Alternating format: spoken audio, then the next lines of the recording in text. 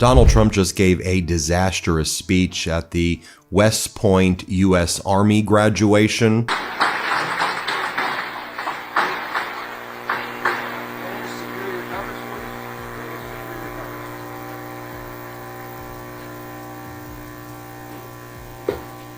Donald Trump left the audience stunned. First and foremost, Donald Trump seemed that he didn't even know how to get to the microphone, and he had to be escorted because he seemed like he didn't even know where he was. What happens when a military graduation turns into a circus? Trump's West Point speech had it all. Snubbing cadets, ranting about invisible planes, and even rambling about billionaire relationships. But the real question is, how did it leave the audience feeling so disrespected they actually walked out?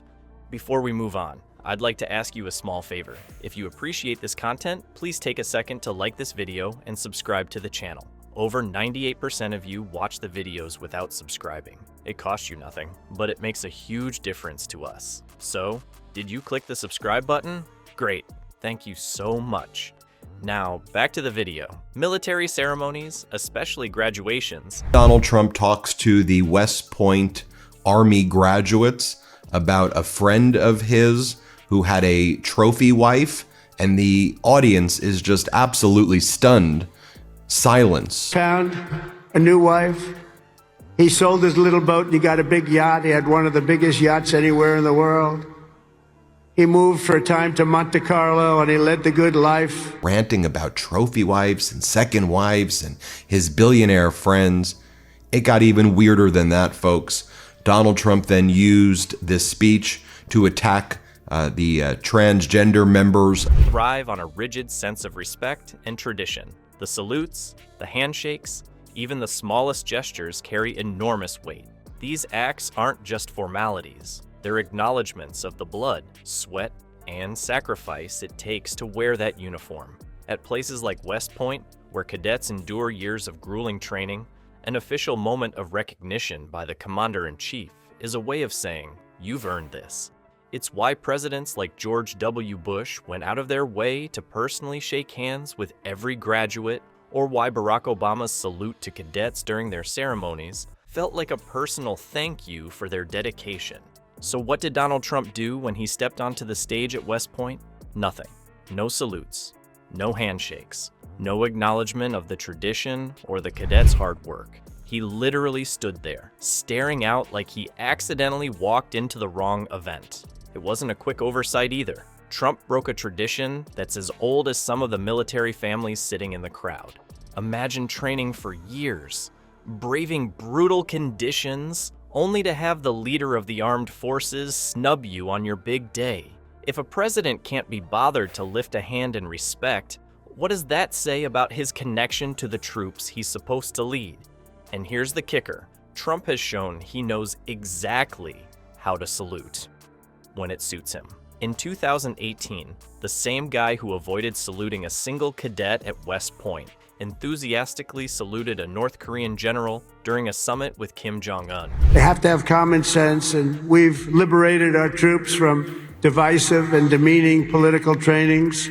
Talking about men playing women's sports, that was a major part of what he was talking about. Again, just trying to create divisions in our country and using the army as props. Despicable. There will be no more critical race theory or transgender for everybody forced onto our brave men and women in uniform or on anybody else for that matter in this country. That move outraged military officials and sparked fierce criticism, especially since it violated U.S. military protocol. It makes you wonder, how can a man who went out of his way to salute an adversary turn around and completely ignore his own people? Many called it hypocritical, some called it disrespectful, and others saw it as deliberate. Whether it came from indifference or intent, Trump's failure to uphold even the smallest gesture left a bad taste, but this was nowhere near the strangest part of his behavior that day. We're just getting started. Imagine sitting through years of brutal military training, dreaming of your big graduation day, where you're finally recognized for your hard work, only to hear the commander-in-chief ramble about stealth planes. That's exactly what happened at West Point. Standing before these young cadets. Not even more despicable from there.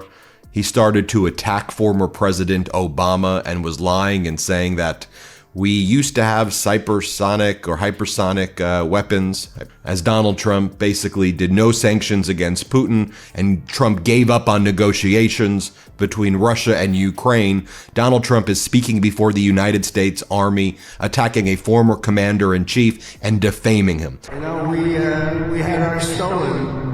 We are the designer of it. We had it stolen during the Obama administration. We stole it. Trump began talking about military technology. Sounds relevant, right? But then he said, I hope they're stealth, as if he wasn't sure how stealth planes worked himself. For anyone who spent 5 minutes on Google or, studied military technology, it's clear the technology isn't based on hope. Yet there he was, the leader of the armed forces, delivering a punchline no one asked for. Now you'd think after confusing an audience full of soon-to-be military officers, he'd try to find his way back to something meaningful. Wrong. Instead, Trump shifted gears and gave the cadets a front-row seat to what felt like a poorly rehearsed reality show monologue. He told a bizarre story about a billionaire friend whose second marriage fell apart. Yes, while these graduates were ready to serve their country, Trump thought it was the perfect moment to dish on rich people's love lives and trophy wives. The audience, already trying to figure out the point of the stealth plane anecdote, must have been wondering if they accidentally wandered into one of his golf club socials. What made it worse wasn't just how irrelevant the stories were, it was how tone-deaf they felt. Graduation speeches usually celebrate values like service, leadership, and dedication, themes that actually mean something to the military. But instead of highlighting their achievements or future careers, Trump seemed more interested in sharing his random train of thought. The cadets, dignitaries, and families watched in awkward disbelief. Some visibly shifted in their seats, baffled as Trump turned a traditionally inspiring moment into his own personal sideshow. And just when you thought it couldn't get more uncomfortable, he took things into political territory, leaving half the crowd outraged, because apparently, a military graduation isn't complete without throwing in some divisive commentary. Trump's West Point speech wasn't just a misstep. It was a masterclass in turning a moment that wasn't about him into one entirely about him.